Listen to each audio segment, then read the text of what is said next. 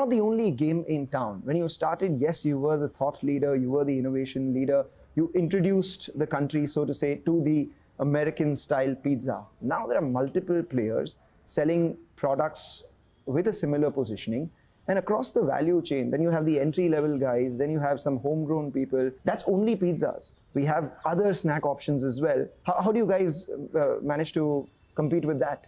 So firstly, I think we have a very solid partnership with Domino's and a playbook that can serve many Indias. And I talked about it right from a 69 rupees or 59 rupees pizza to all the way to giving burrata and specialized pizzas. We just launched them.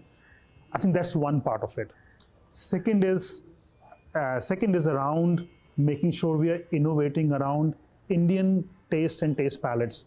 So for example, when I came in September, I launched the East range, which is Kashandi, Kosha and Malai, right, around Durga Puja, which is very specialized. These tastes are Bengal taste from Bengals. So I think that is where the opportunity is so immense. And I would love for my team to innovate on new products on behalf of the customers. We have a huge headroom to serve many, many Indias. You've been around, you've seen all other countries, etc. as well. Is there any particular thing from a particular country that you would recommend that should be implemented in India? They're really India, and I say this true to heart, there's no lie detector here on my arm, is India is the country that we go to other countries and we say, look at what they're doing, including the US. So does it tempt you to take a higher royalty from India then? Ha ha ha. That's off camera. But seriously, no, does it? I'd much rather make more money with the consistent royalty and them making more and the consumer being happy than just taking up royalty. Take that point. Thank you. Investors will like that. But, in the QSR space itself, there is so much more supply coming in. You guys want to double. Pizza Hut wants to double. You have Burger King who wants to double. Popeyes itself wants to grow faster. McDonald's wants to grow. Because a lot of people get excited by the opportunity that there is in India, only to be disappointed that the opportunity is only at a certain level. So I think it's a great question, and it's a good question for all CEOs, I would say. What's the true opportunity in India? And I see it like this.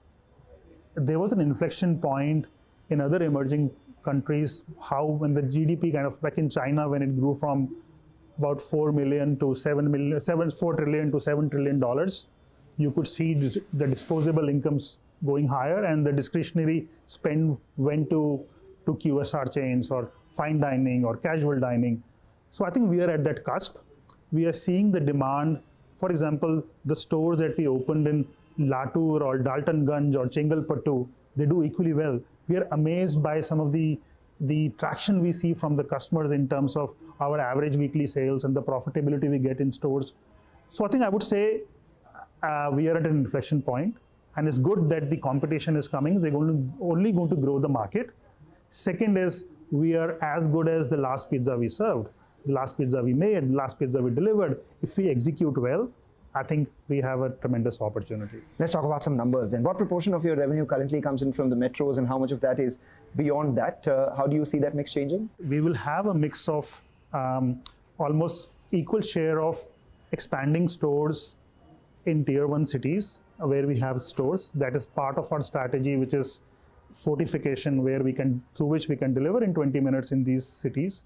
Second is going to adding stores where we have a store, but we are not covering a city, full city. Take, for example, Ahmedabad. And then there are net new cities like I spoke about, Daltonganj. And so it's going to be third. The important thing, Mangalam, over here is to execute well. You can obviously add more number of stores, but you need a very strong store manager. You need a team that works 7 to 11 p.m. where we have bulk of our business, delivers, and make sure the store is functioning well. I think that is the hard part, is the execution. It's easy to kind of put multiple stores. And that's what brings me to my next question with regards to the execution itself. I mean, what are the metrics of your top quartile restaurants? How long does it take for all the others to catch up to that? The top quartile stores are actually almost 2x more profitable and generate 2x more sales. So yeah, you were asking before why do we have confidence that we can open up stores when everyone is opening up stores? And what I'd say is two things. One is look back, and the second is to look forward. If you look back at the history of Jubilant, what they've been able to do and what they're doing this year, store openings has not been a problem. They've just been accelerating. The difference we have than other concepts is when we open stores in the future, people are waiting for them to come. Why do I say this? They already have 1,700 stores in India. They're on media. There are people watching television saying, where's my Domino's? And so a little bit different than other companies, that when we open up the Domino store, people are waiting for it because they know who the brand is.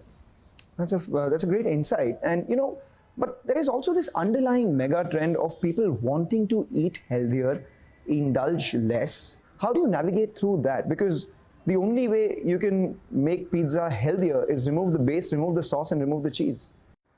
So I think great question. It goes back to serving many Indias. I think that's the underlying theme that I keep on challenging my team. So I think how do you bring the innovation of the whole menu together, while if somebody wants to eat healthy, you have healthier option within pizza, and somebody wants to indulge and celebrate, you have that kind of gourmet 4 cheese, 5 cheeses pizza. And as Jubilant, we also see the opportunity of expanding into cuisines with other brands. So I treat it the both way. What can we do within the Domino's box and what we can do outside? We think there's a place for pizza in everyone's diet. There are going to be times where people don't want pizza. But when they do want pizza, there are still a variety of ways to have it. And like I said, over 34 million ways to have pizza. And so that when it's the pizza occasion, you still have opportunities to make it the way you want to make it. As classic marketing goes, right, it's easier to go down, where if Domino's is seen as a value product, you keep giving more value for money products, etc. What's difficult is to premiumize from a certain positioning that a brand has made in the customer's mind. So then, if one has to have gourmet pizza, why would they then go to Domino's and not go to the others who've started out as gourmet guys itself? I don't think it is going to be difficult to innovate on the premium end. I'm actually very glad the way the gourmet pizza is shaping up. Some of the stores are selling like almost 10 to 12% of their sales are actually coming from gourmet pizza. You can have a premium pizza. It doesn't have to be an expensive pizza. And if you're the pizza company for the masses, that's what you do. Have you thought of dine-in, which is almost a quarter of your revenues, which is not unsubstantial? Yeah, more than that actually. I think dine-in, again, we want to be where customers want to go. If they want to order online and get it delivered, come into the store, take away, or dine in. And you will see our store experiences have improved materially over the last 3 or 4 years. We worked with some of the best designers in the world to give a great dining experience. For example, we opened a store in IIT Mumbai, which is a container store. And we have pizza vans. So I think the formats will continue to innovate, but will follow the customer. And have you tried any of these Indian innovations that he's talking about? All of them, which is why my coat is zipped a little bit. The Prada pizza for me is my favorite. What non-Domino's QSR product do you like the most? And it need not be the one with Jubilant Foodworks. Okay, I would say Popeyes, but I do like burger from McDonald's. And Popeyes itself, I mean, what's your immediate plan on that one? So we're getting great traction and feedback from our customers. We're constantly expanding our store network in South. The trick of serving a good high quality product is actually not in the front end, but also in the back end. As we build our commissaries, build our food factories, which is being underdeveloped, we'll expand Popeyes rapidly. When is your next trip to India? I need to be invited, so you tell me. 2,000 stores? Yep. All right. When does that be? I think we should get there in about 12 to 18 months. Investors watching you for the first time, your final thoughts? I think I'm firstly truly blessed to be over here. I've inherited a great team and a great partnership with Domino's and Russell. So doubling down on Domino's, expanding the cuisine, making sure we have a great Popeyes and we can homegrown to a couple of other brands. I think that's what I'm going to focus on and lead with technology and analytics. Oh wait, there's a distraction. The pizza's here already? It came in 19 minutes, by the way. 19 minutes. Well, I'm looking forward to this. Thank you, sir. I think one of this is the paratha pizza for you, the one that you really liked. And this one's mine. So yes, you lived up to your promise. Actually, you said 20 minutes and now it's out in 19 minutes itself. So it works for now. All right. Thank you so much. This was a pleasure speaking with you. Thank you so much. Thank you, Russell.